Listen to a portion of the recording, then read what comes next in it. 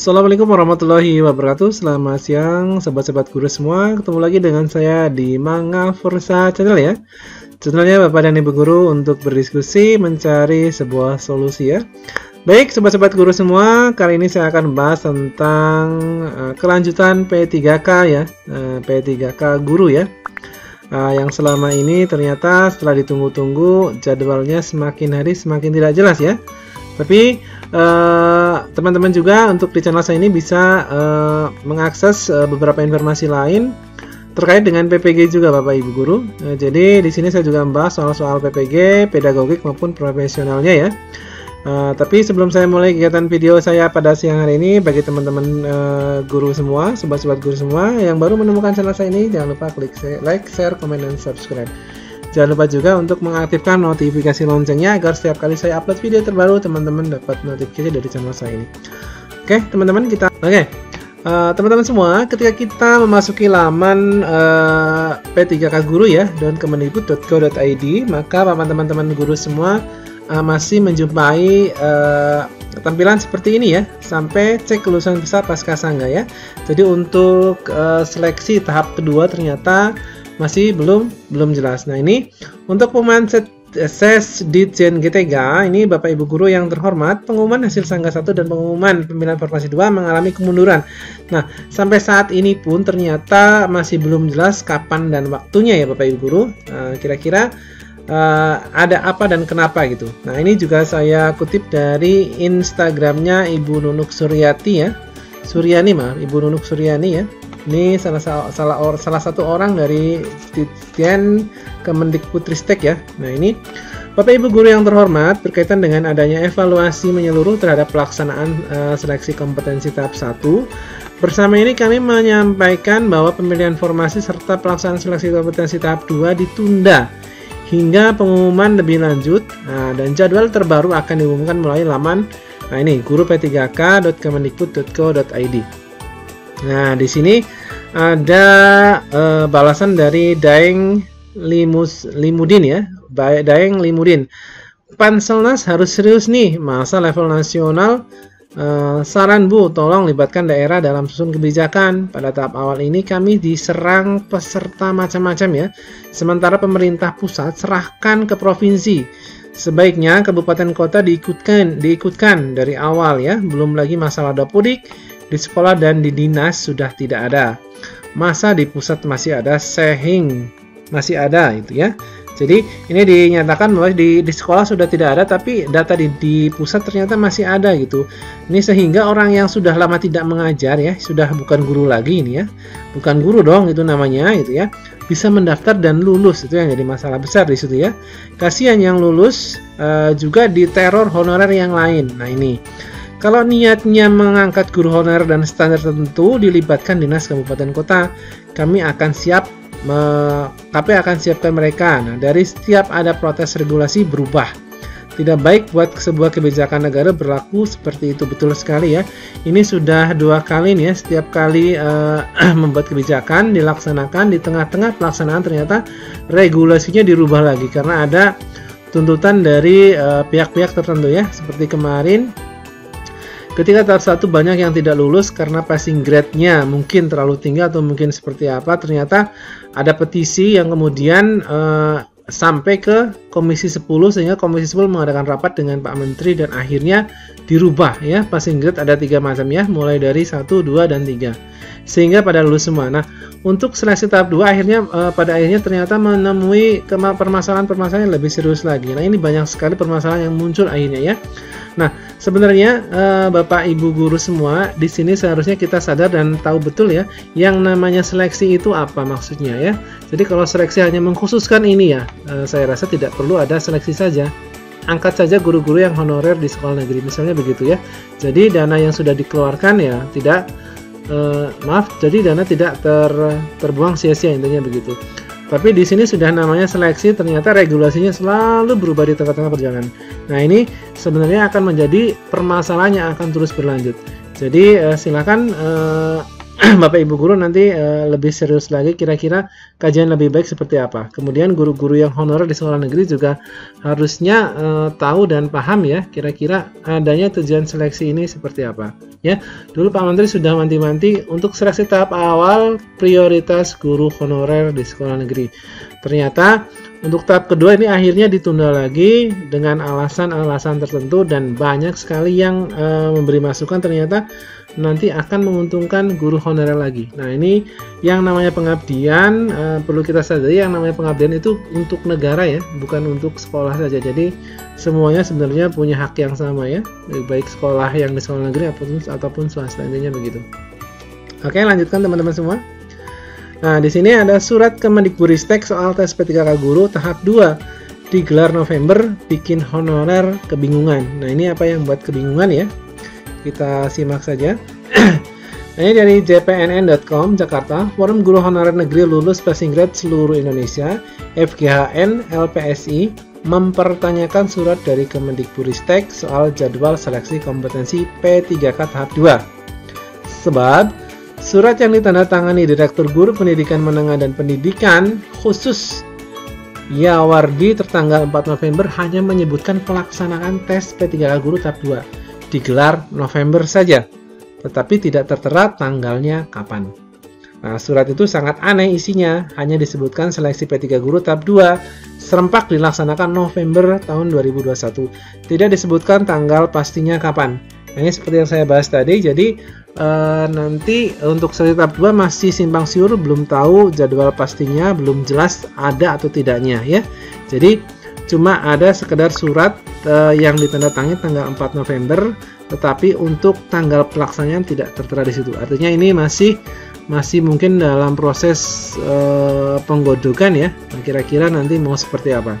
Agar nanti kedepannya mungkin akan menghasilkan sesuatu yang tidak kontra lagi dengan permasalahan-permasalahan yang muncul di tahap awal. Mungkin seperti itu ya. Nah, dia menyebut surat tanpa tanggal itu membuat guru honorer bertanya-tanya, ada apakah gerangan sehingga jadwalnya belum disampaikan terbuka kepada Pemda ya.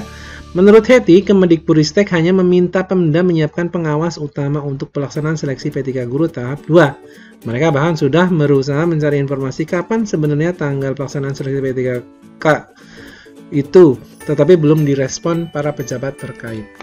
Oke. Ini lanjutannya. Ini kami merasa seperti masuk ke rumah kaca, belum jelas sampai kapannya, ucap dia. Dia menyebutkan para guru yang tergabung dalam FGHN LPSI masih traumatis dengan aturan-aturan pemerintah yang bikin jantungan. Mereka bahkan merasa seperti dipermainkan. Menurut Herti, sikat jadwal seleksi P3 guru tahap 2 masih lama tetapi memberikan kebaikan bagi banyak orang tidak masalah. Misalnya, guru-guru honorer negeri yang lulus passing grade tanpa formasi mendapat prioritas di tahap 2. Artinya, kata dia, mereka tidak perlu dites lagi tetapi sudah diplotkan mengisi formasi tahap 2. Keinginan kami sebenarnya mendapatkan formasi sebelum seleksi P3 guru di tahap 2 digelar, ucapnya begitu. Ya, ini berarti salah satu permohonan dari guru honorer ya. Jadi yang lulus di tahap 1 tapi tidak kebagian formasi sehingga dia tidak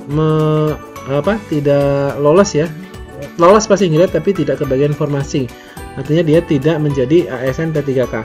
Ini meminta bagi guru-guru honorer seperti itu nanti di tahap 3 bahkan di tahap 2 bahkan sebelum tahap 2 mereka sudah diplot untuk mengisi formasi-formasi yang tersisa, intinya begitu ya.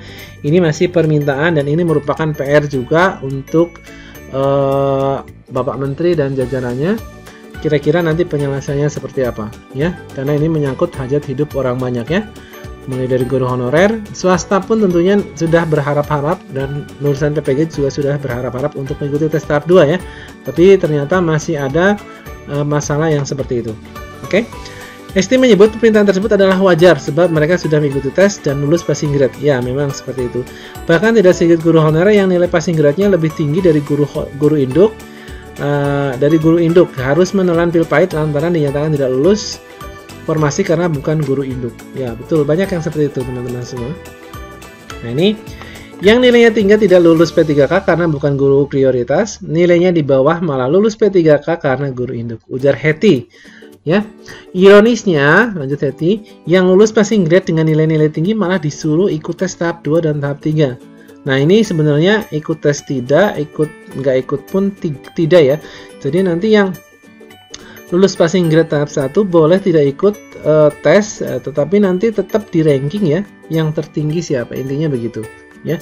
Ini kalau peraturan yang awal gitu ya. Jadi plotnya nanti di tahap 2, jadi tetap di ranking dengan pesaing-pesaing yang dari guru swasta dan lulusan PPG ya. Berkenaan dengan ini mungkin teman-teman guru honorer yang seperti itu mungkin ingin mengharapkan bahwasanya tidak perlu ikut tes tahap 3 tapi langsung diplot saja sebelum tahap 2 ya, tapi diplot saja ke formasi-formasi yang masih kosong. Ya, ini juga nanti akan berbenturan terus karena nanti ketika ada permasalahan seperti itu langsung diplot-plotkan, nanti terutama akan molor lagi waktunya karena sisa kuota nanti juga akan berubah lagi. Jadi ini merupakan PR yang sangat rumit bagi saya ya, karena ini seluruh Indonesia, bukan hanya sebagian wilayah saja ya. Jadi memang kajian-kajian untuk melakukan tes P3K yang secara besar-besaran ini harus benar-benar matang, intinya gitu ya. Nah, ini ditambah lagi pemerintah tidak memberikan afirmasi pada pengabdian dan lebih mengutamakan usia. Nah, ini juga akan jadi masalah karena di lapangan usia itu tidak menjamin dia mengabdi lebih lama ya. Kadangkala usianya 40 tahun tapi dia baru mengabdi di sekolah negeri hanya 2 tahun. Juga banyak. Intinya begitu ya. Tapi yang usianya sudah 30 tahun masih di bawah 35 ya. Dia lulus tahun 2022 maksudnya. Berarti dia sudah mengabdi di sekolah negeri selama 8 tahun ya, bandingkan yang umur 40 tapi dia baru mengabdi 2 tahun. Itu juga akan jadi masalah kalau tidak dikaji dari bawah. Intinya begitu. Ya. Kalau pemerintah adil maka berikan informasi untuk guru honorer yang sudah lulus passing grade. Kami sangat berbeda dengan pelamar umum yang belum pernah mengajar seluruhnya. Pemerintah, kata Heti, meminta guru honorer ikut tes dan itu sudah dilakukan hingga mereka dinyatakan lulus. Oleh karena itu sekarang pemerintah berkewajiban menyediakan formasinya. Nah, ini juga akan bertabrakan lagi dengan apa yang sudah dijadikan sebagai patokan penerimaan seleksi, intinya begitu ya. Jadi tiba-tiba ada guru honorer menuntut, sedangkan di awal pemerintah menyatakan yang tidak lulus di tahap awal, bahkan yang lulus passing grade tahap awal tapi tidak kebagian formasi, silahkan melanjutkan untuk ikut di tes tahap 2. Tapi untuk ikut itu tidak wajib ya, boleh ikut boleh tidak, intinya begitu. Jadi tetap nanti diambil, kalaupun ikut tes tahap 2 diambil nilai yang tertinggi dan yang passing grade. Kalau emang dia sudah passing grade di tahap 1, kalau tidak ikut di tahap 2 juga masalah. Jadi nanti tetap ada perankingan. Itu kalau yang awal. Nah, berkaitan dengan Bu Herti ini adalah keinginan guru-guru honorer yang ketika di tahap awal itu tidak sudah dinyatakan passing grade tapi tidak kebagian formasi, ingin dia sebelum ada tahap 2 mereka dibagi formasi-formasi yang belum keisi. Intinya begitu. Jadi ini akan berbenturan terus dengan pemerintah. Ingatlah, kami tidak lulus formasi P3K karena bukan guru induk, jadi itu bukan kesalahan guru honorer. Pungkas Heti Kustianingsih ini gitu ya. Nah, selain itu saya juga akan memberikan informasi dari Ibu Nunuk Suryani ya terkait dengan Zoom tadi pagi ya. Ini untuk pemberkasan yang lulus dan lolos tahap 1 akan dilakukan di SCASN ya, bersama BKD untuk waktu yang belum bisa ditentukan tapi perkiraan akhir November. Ini juga masih belum jelas jadwalnya. Untuk GTK yang sudah passing grade harus daftar di tahap 2 ke formasi yang masih kosong. Nah, ini sudah dengan tegas ya, ini sudah hasil Zoom tadi ya.